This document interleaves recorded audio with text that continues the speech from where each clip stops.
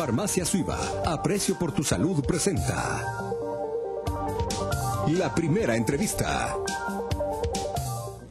Estamos de vuelta a las 8:45 para conversar con el exministro de Finanzas, Juan Alberto Fuentes Naita, a quien le damos la bienvenida. Hoy ha presentado su libro Rendición de Cuentas, que, a ver, yo lo voy a decir de esta manera, es un testimonio del paso por el gabinete del presidente Álvaro Colom, es una larga descripción de lo que se ha vivido en ese periodo. Fueron 2 años y medio aproximadamente de gestión como ministro, y en él narra no solo las situaciones políticas, sino las dificultades reales que enfrenta el país para mejorar los ingresos del Estado. Vamos a empezar preguntándole, Juan Alberto, ¿por qué escribir este libro y por qué escribirlo de la manera en que lo ha hecho? Bueno, creo que efectivamente es un testimonio. Es un testimonio que está escrito no con un criterio técnico, tampoco es un libro de chismes, que sería el otro extremo.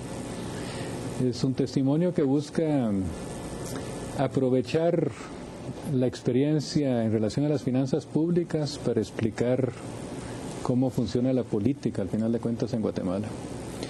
Creo que entrar al tema de la política por la vía de las finanzas públicas es muy ilustrativo, ¿no? De relaciones de poder, de juegos de poder, de cómo funcionan las instituciones. Y creo que permite, de cierta manera, destapar cómo se juegan esas relaciones en la práctica. Me parece que también pone en manifiesto debilidades del Estado, del gobierno del Estado, y debilidades también de la clase política guatemalteca. Entonces me parece, después de haber pasado por ahí, que sí era útil dar a conocer estas impresiones. Son impresiones, apreciaciones, percepciones. Es un libro escrito en la primera persona, ¿no? No tiene pretensiones de ser un libro académico, aunque eso lo decidí ya después, porque originalmente sí había pensado en la posibilidad de un libro académico. ¿Y cuál es el objetivo de escribir este libro? ¿Qué se busca con él? ¿Para qué dejar este testimonio? Yo creo que este tipo de libro debería ser escrito por muchos funcionarios que pasan por el gobierno.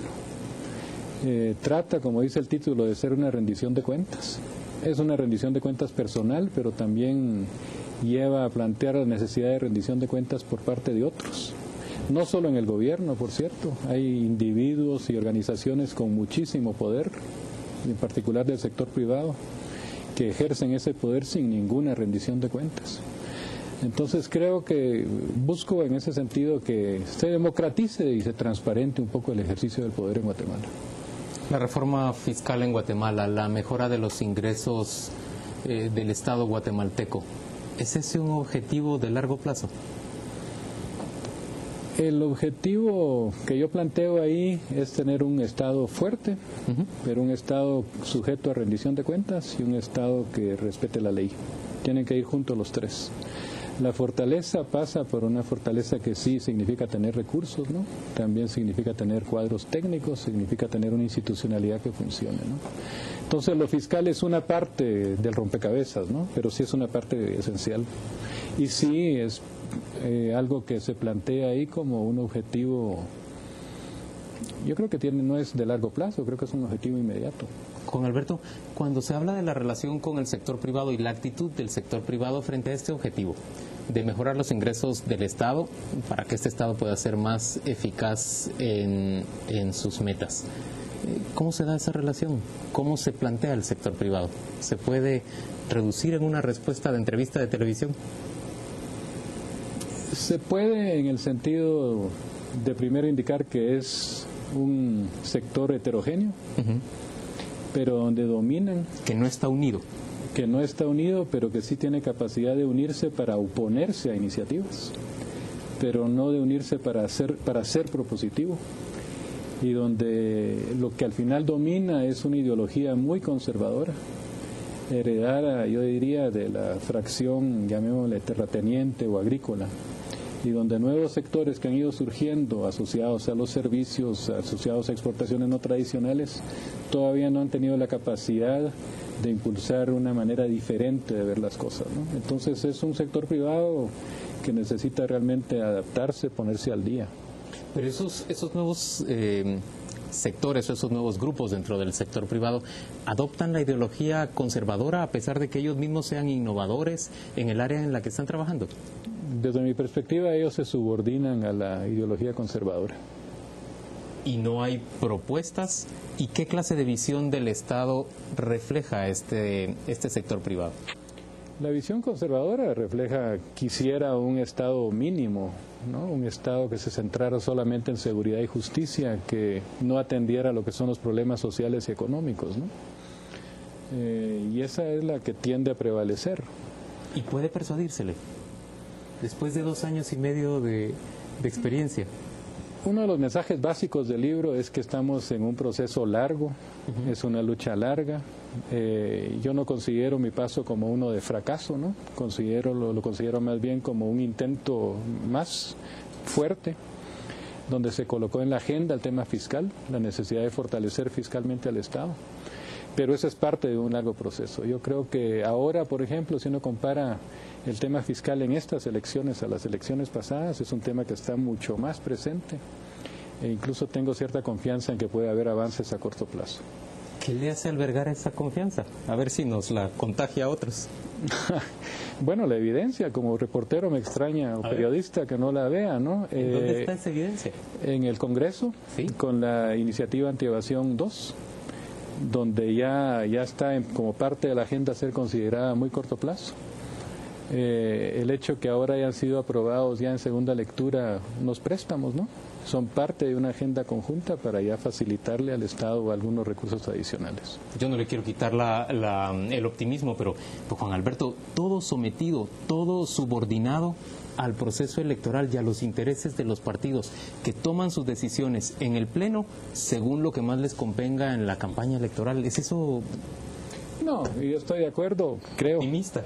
No. Aquí tenemos una dinámica electorera, es cierto. No, más bien una dinámica de estancamiento, ¿no? Porque en el Congreso, y eso lo menciona en el libro, lo que se vio fue un bloqueo continuo, ¿no? Por parte de minorías parlamentarias, minorías que no respetaron lo que es la mayoría democrática, ¿no? Incluso yo le llamo la tiranía de la minoría, ¿no? Que se da en el ámbito legislativo, en el ámbito propiamente político, por bancadas minoritarias, y también se da en el otro ámbito de la política nacional, con un sector como el sector privado, que es minoritario a nivel nacional y que sin embargo también tiene poder de veto, ¿no? Entonces está claro que sí tenemos un poder de veto que se refleja en esos dos niveles. Sin embargo, una de esas minorías ahora tiene perspectivas de llegar al poder, ¿no? Y creo que sí está bastante consciente que necesita que el Estado cuente con recursos. Un primer indicador de esa necesidad de contar con recursos es que estos préstamos están pasando. Y estos préstamos no son solo para financiar el gobierno este año, son también para financiar el gobierno el año entrante, ya cuando ellos podrían estar gobernando.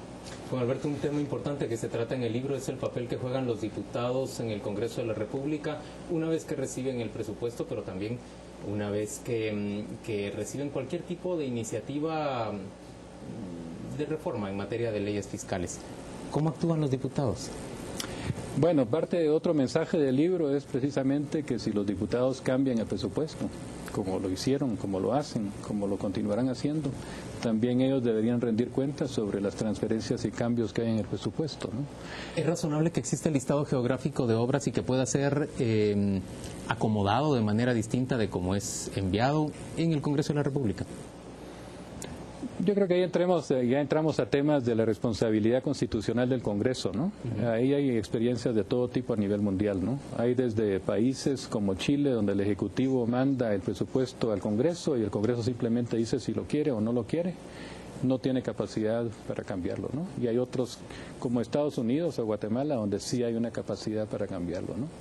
Creo que ahí el tema no es tanto si tiene la capacidad o no de cambiarlo, sino el funcionamiento de partidos sólidos, ¿no? Con principios, y creo que eso sí es lo que ha faltado en Guatemala, ¿no? Y donde el tema de la obra más bien toma la dimensión de un negocio que no tiene gran cosa que ver con objetivos políticos, sino que más bien con intereses que son particulares, no públicos. Juan Alberto, hay personajes de gran relevancia dentro de ese libro. Uno sin duda es Sandra Torres. ¿Podría decirle a nuestros televidentes de qué manera es presentada en el libro? Bueno, es presentada como una líder importante, como alguien que tenía capacidad, tenía una dimensión positiva, que es su énfasis y el empuje que le da a la agenda social. Pero al mismo tiempo sí hay una crítica en el sentido de que fue una agenda que impulsó sin tomar en cuenta las consecuencias inmediatas y a veces también con una idea de promover su propia candidatura, ¿no? Entonces es un tema ahí contradictorio, ¿no? Por una parte se avanza en términos de una agenda social, pero por otra parte hay una agenda, se podría decir, semioculta, ¿no? Donde se ve que ese avance le puede ayudar a ella a ser candidata presidencial. ¿Es también contradictorio o lo opuesto el papel que juega el líder de la oposición, Otto Pérez Molina, durante el periodo en que usted es ministro de Finanzas? Bueno, ahí nosotros, o yo en particular, percibí dos posiciones, ¿no? Una posición en el Congreso donde se refleja llamémosle boicot al avance en la arena legislativa, ¿no? A través de lo que se llama el filibusterismo, ¿no? Donde se acude a distintos mecanismos, en particular las interpelaciones, ¿no? Para que no camine la agenda, ¿no? Entonces ahí hay casi un chantaje, se podría decir.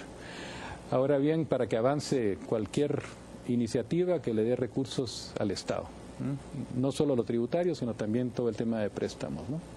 Sin embargo, nosotros sí tuvimos pláticas con dirigentes del PP, donde se vislumbró la posibilidad de sí llegar a un acuerdo, ¿no? Sobre el tema tributario al final de cuentas. Entonces pero yo creo finalmente no se alcanza.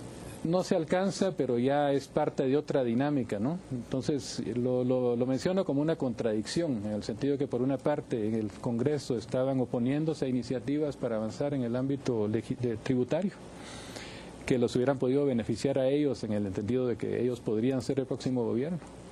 Pero por otra parte sí estaban reconociendo que existía eso, ¿no? Esa necesidad de avanzar en ese ámbito tributario. Juan Alberto Fuentes está terminando, me parece, ya con esta entrevista, supongo que tendrá algunas todavía por delante, pero una larga ronda de pláticas con periodistas de prácticamente todos los medios del país. Esperaba que su libro suscitara tanto interés, y cuáles son sus expectativas, de cuánto es el tiraje, cuánto espera que se venda en el corto plazo. No, eso será el editor ahí, Raúl Figueroa, que me dirá... El que diga si se vende o no se vende. el que puede hacer las proyecciones de ventas. Pero ha tenido una reacción positiva, ¿no? Sí, está superando las expectativas que yo tenía. Juan Alberto Fuentes, gracias por acompañarnos a las 8:45. Hacemos una pausa comercial, volvemos dentro de muy poco para discutir con dos aspirantes al Congreso de la República, dos personas que quieren llegar por primera vez a ocupar una curul. Ya venimos.